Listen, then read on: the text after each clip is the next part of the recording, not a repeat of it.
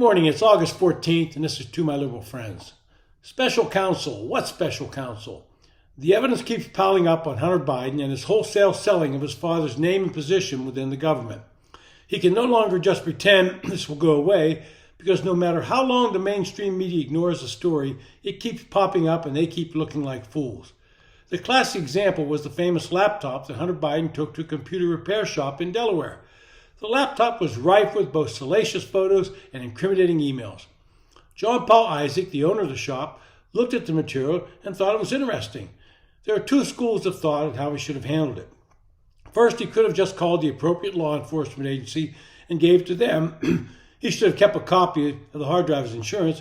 Or second, he could give it to Biden's political foes.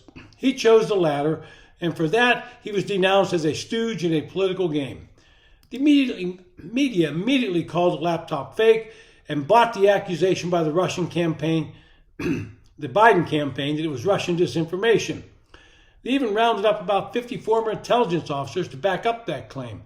But after 2 years of sticking by their story, the Washington Post and the New York Times finally had to admit that the laptop was genuine and it belonged to Hunter Biden.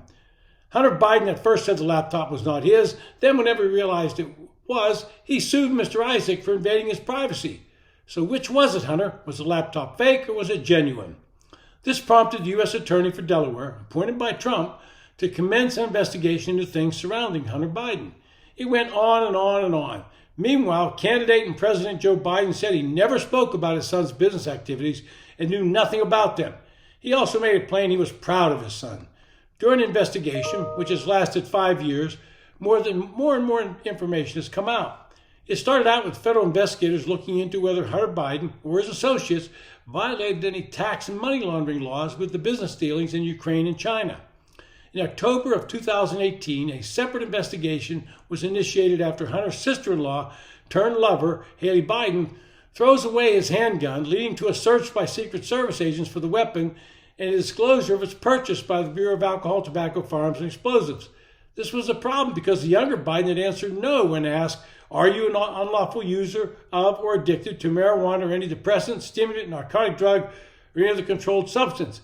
And that was on the form to purchase the gun. Uh-oh. Then we had former business partners talking about the big guy, an obvious reference to Joe Biden. Followed that with two career IRS investigators testifying before the Congress under oath that they were impeded repeatedly in their investigation.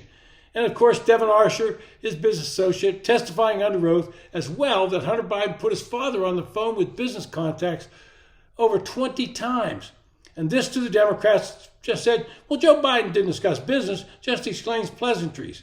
There was never an influence, and I will sell you the Brooklyn Bridge. That forced U.S. Attorney David Weiss to finally charge Hunter Biden with a couple of counts, including the gun charge and evading paying taxes on some of the income. Previous defendants charged with similar crimes were given prison sentences. But this is the president's son, so that would not do for Hunter Biden. They entered into a plea agreement that resulted on a slap in the wrist, probation, and no jail time. But then the judge in the case started looking at the deal and raising questions, especially about a clause buried in the plea agreement that Hunter Biden could not be charged with any other crimes. That didn't sit well with the judge, and she asked if there were any other charges being investigated. The Department of Justice was in a spot and had to fess up there were. And after some back and forth, it ended up no deal. So now we're at the present.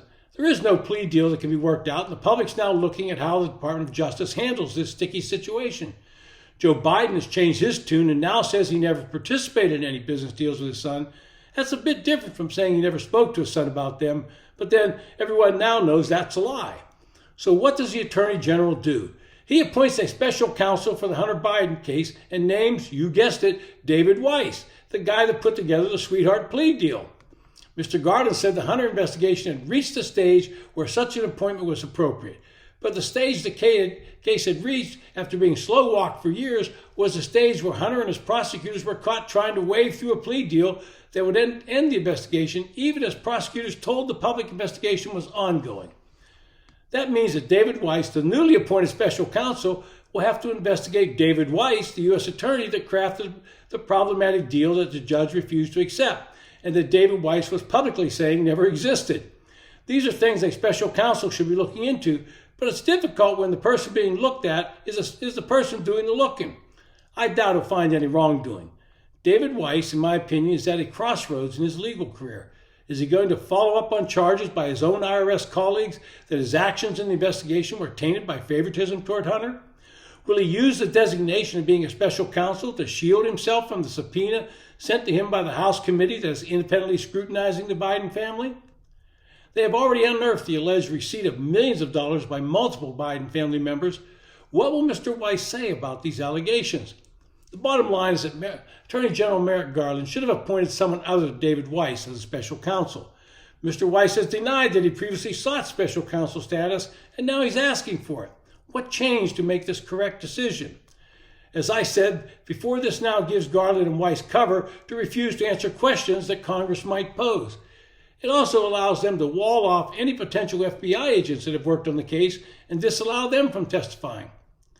We all need to be honest. This is a full-blown attempt to sweep this under the rug until after the 24 elections. And if the report says that Hunter Biden was guilty of more crimes, Joe Biden is banking on winning, and since he will never run for any office again, he will simply pardon Hunter Biden and allow him to pocket the millions of dollars. This has been To My Liberal Friends. Thanks for listening.